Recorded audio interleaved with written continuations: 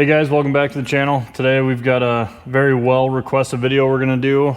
We launched our WJ Hydro Bump front kit a couple months ago. Haven't had a chance to get a video on it. Charlie decided he wanted to go wheeling this weekend with everybody, but wants hydro bump. So perfect timing. We're going to do front stiffeners. We've got a previous video on that. We're going to show you a couple little tips and tricks along the way that I get a lot of questions on that we're going to cover. We've already got the washer bottle out because we just finished up a trimming video for him to fit his new 35s. So if you need to see how to remove that, check out that video as well. We're going to skim through the stiffener portion pretty quick, and I'm just going to stop when I get to a couple spots that I get a lot of questions on. So we're going to blaze through this part. Then we got to do some cutting up here, some welding up here, and figure out, our lengths and whatnot. So we're going to walk you through the hydro bump install. We're going to breeze through these stiffeners and get Charlie on the trail tomorrow. Yeah. All right, let's go. All right, so we got our first one molded in here, all done with pushing with my hand and C-clamping it. So you got a bunch of different things to align with. You got your factory holes, and we've got indents. Mostly I use these two and then get this pretty even all the way across, and then everything lines up pretty well from there. So we're gonna undo our clamps, get this out of there. I got a bend for our steering brace. It comes pre-cut, so we just need to bend and bend, pretty easy. And then we're gonna cut out this piece. We're not gonna weld that in place. It's gonna cut here, here, here, here, and then we're gonna actually push this in slightly when we go to do our final. And then we're gonna weld this on the face separate, not molded in with this. So we can take these off, we'll get this bent, start getting all of our Sharpie lines cleaned up, ready for weld, and then we'll bust the welder out.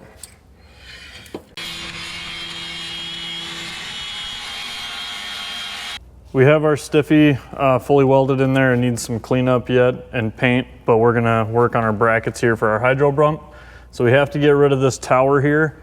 It's got a stitch weld here and a stitch weld here. We're gonna score it. We want to try very hard not to cut into this, so we're going to score each side, put a chisel in there, and pop it loose.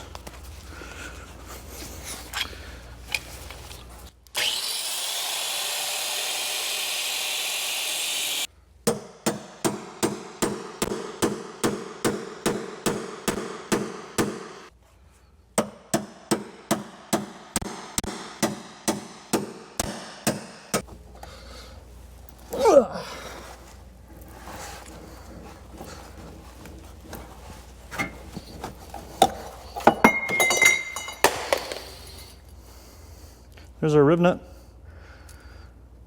So the kit comes with two Baby Yoda brackets. It's the same bracket for both sides. One gets, if you can see it in the camera, it's got a front and a part number. One side, the laser etching will be on the top, and one side will be on the bottom. So we are working on the passenger side. So it'll be on there like this, front pointing forward. We're gonna bend our ears down just to show you how easy this thing bends. You can bend it on the side. I like to cheat and put it in the press or in the vise. And it's not a 90-degree bend. Let's get it close. It's you want it close to a 90? Yeah. Okie dokie. I guess it's a 90-degree bend. Close to a 90-degree bend. Close to a 90-degree bend. Close enough? Close enough. We're going to be 88 degrees. I bent that the right way? Nope. I bent it the wrong way, didn't I? Let's bend the other one the other way. Yeah, this has got to go down.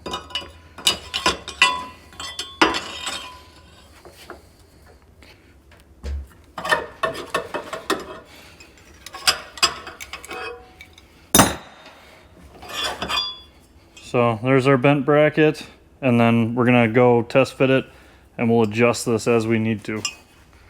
To the people that are gonna question, which way do I bend this?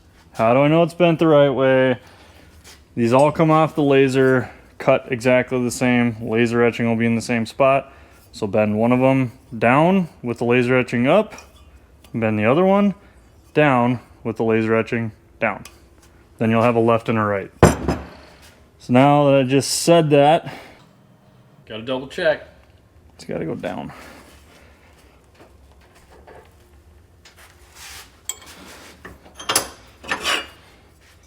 cheater tool.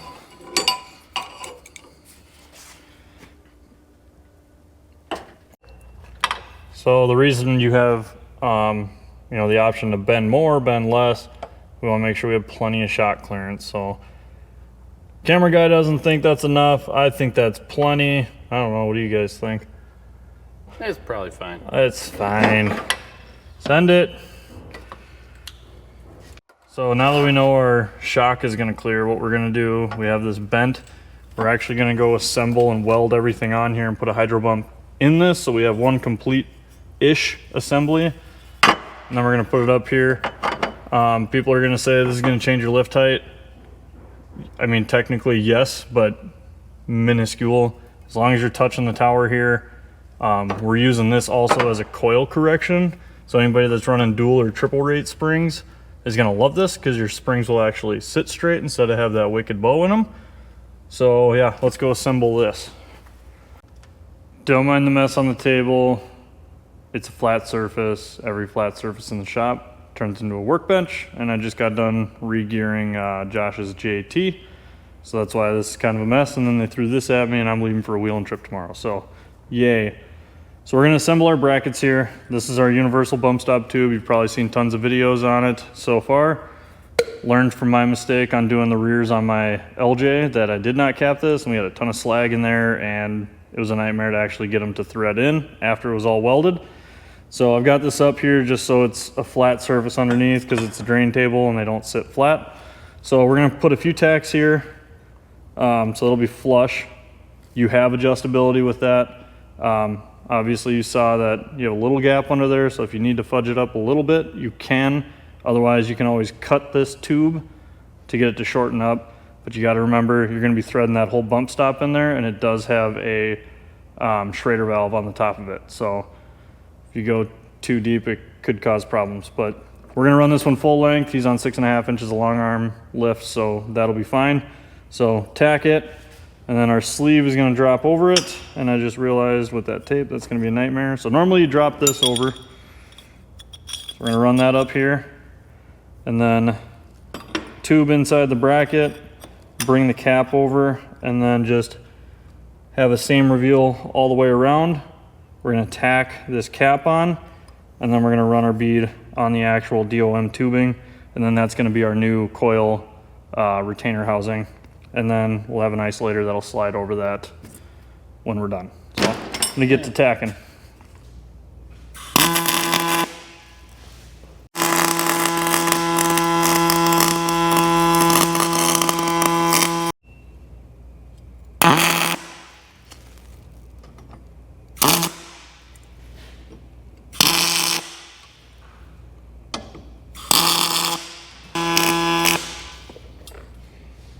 Not too shabby. So we adjusted this over from where I was thinking it was going to be, because we put the axle up at ride height, and this bracket's going to be a little more farther forward than I thought, which isn't necessarily a bad thing. But we're going to clear our sway bar link, and our upper isolator should keep the spring off no problem from the sway bar. So I think we're right there. And tilt your head to the side again. Yeah, looks good. So you see all the grind marks here. This is, we just ground down the weld, and then isolator is gonna sit this way. And this is beveled, so you don't have to worry much about this weld. And then all you're gonna see is a little bit of that top weld there. If Charlie wants to make it look super pretty, I'll let him bust out the grinder. Passes in my book. So what we're gonna do is weld these in solid, get our final spot up there set. We're gonna mark it, so we're not trying to hold it and tack it, but yeah, we're just about ready to burn these into that side, and then we can thread in our hydro bump. And again, don't forget to plug your hole. Even if it starts a fire, I'd rather deal with a fire than trying to thread in those bump stops again. Almost hit my work boots.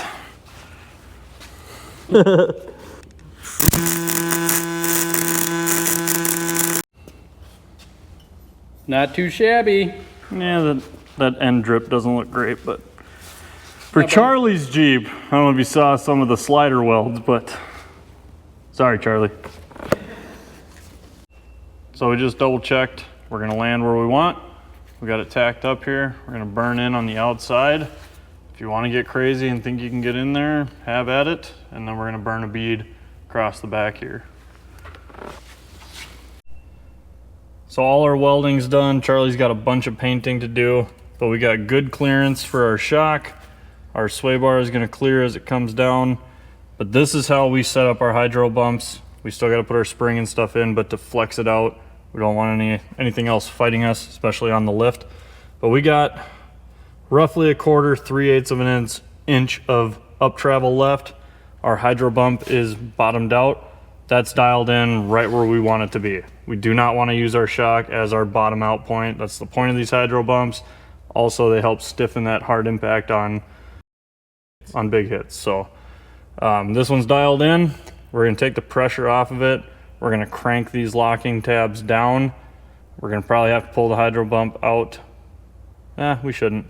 We should be able to droop this out enough to get the spring over it. But we're gonna have to take these locking collars off to get our isolator on. So we'll have Charlie do some painting, and I'm gone tomorrow. I'm going wheeling, and he's supposed to be following me around noon.